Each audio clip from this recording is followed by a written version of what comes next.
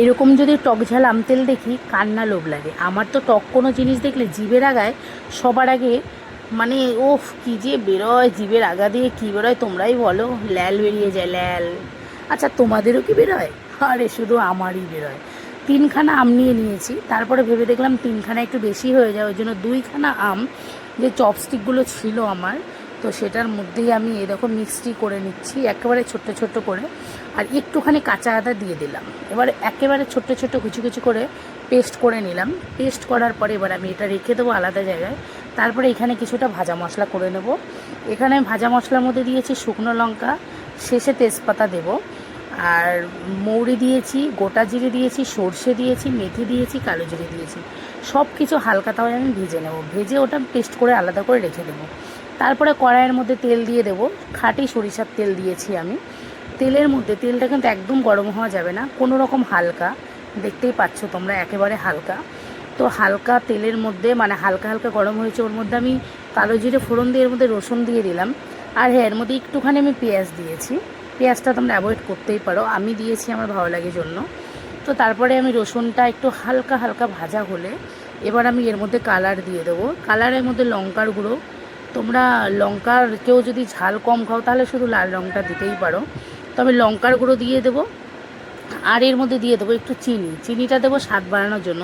মিষ্টি হবে তা কিন্তু না, টকটক ভাবটা থাকবে, জাস্ট একটু স্বাদের জন্য আর কালারের জন্য। তারপরে এখানে লঙ্কার গুঁড়ো, হলুদ গুঁড়ো, নুন সবে আমি একে একে দিয়ে ভালো করে এটা আমি মিশিয়ে রেখে দেবো আলাদা জায়গায়। আর এবার যে লঙ্কাগুলো কুচি কুচি করে কেটে রেখেছিলাম সেই লঙ্কাগুলো আমি আমগুলোর মধ্যে ভালো করে দিয়ে মিশিয়ে নিচ্ছি। আর ভাজা মশলাটা পেস্ট করে আমি এটার মধ্যে ভালো করে মিশিয়ে নেবো। এবার এটা যখনই মেশানো হয়ে যাবে এর মধ্যে আমি দিয়ে দেবো ওই তেলটা। দেখো এটা ভালো করে মেশানো হয়ে গেছে, এটার মধ্যে নুন, লঙ্কার গুঁড়ো সব কিছুই দিয়ে ভালো করে মিশিয়ে রেখেছি। এবার এর মধ্যে আমি দিয়ে দেবো তেলটা। তেলটা দিয়ে ভালো করে মিশিয়ে আমি রেখে দেবো কতদিন জানো তো? 4-5 দিন, 1 সপ্তাহ মতো। আমাদের বাড়িতে কাচের বম ছিল না, ওই জন্য আমার প্লাস্টিকের বমের ভিতরেই এটা ঢোকাতে হবে।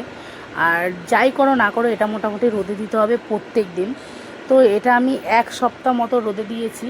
তো 1 সপ্তাহ রোদে দিয়ে এখানে আমার 5 দিন রোদে দিয়েছি। 5 দিন রোদে দেওয়ার পরে দেখো এটা কতটা উনিয়ে গেছে। আর দেখো ওপর দিয়ে তেলটাও হালকা হালকা ভাজছে, মানে অনেকটাই জমে গেছে আর ভালো সেদ্ধও হয়ে গেছে কদিন রোদে দেওয়াতে। আর হালকা যে আদাটা ছিল, আদাটাও 2-1 দিন ধরে কেটে আমি শুকিয়েছি, তারপরে সেই আদাটা দিয়েছি। একেবারে কাঁচা আদা একটুখানি দিয়েছি, শুকানো আদাও দিয়েছি, সব কিন্তু একদম ছোট্ট ছোট্ট করে মিহি করে কেটে নিয়েছি।